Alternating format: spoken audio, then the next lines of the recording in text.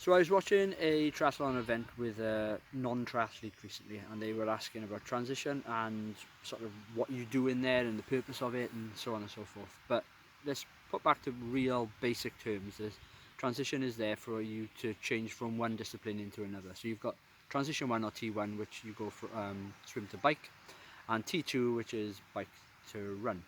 And the biggest thing that you have to realize in that is you've got a set space that you have your equipment in, and you can't encroach onto other people's. But there are rules in order for you to follow that, so you don't get caught out. And the biggest thing that people will get caught out on, and there's two things. One is not putting your helmet on properly. So you aren't allowed to touch your bike until your helmet is on and you're clipped underneath. And you aren't allowed to take your helmet off when you return until you've racked your bike, and then you can do it. The second point is around the dismount and mount line. So this is basically more or less signals the end of transition.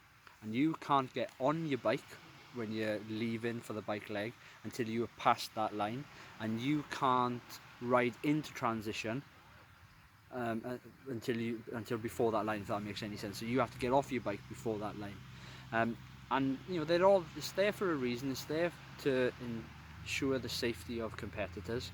And yeah, the non-triathlete friend of mine, was just fascinated that there's so many rules and so many variables as well, because some transitions are different as well, and some transitions will allow you to take boxes in, and then you can neatly have your equipment in boxes. Others allow you to take a box in, but you have to take the box out and you can't keep it there. So, and then how you practice and have an order within transition is really important as well.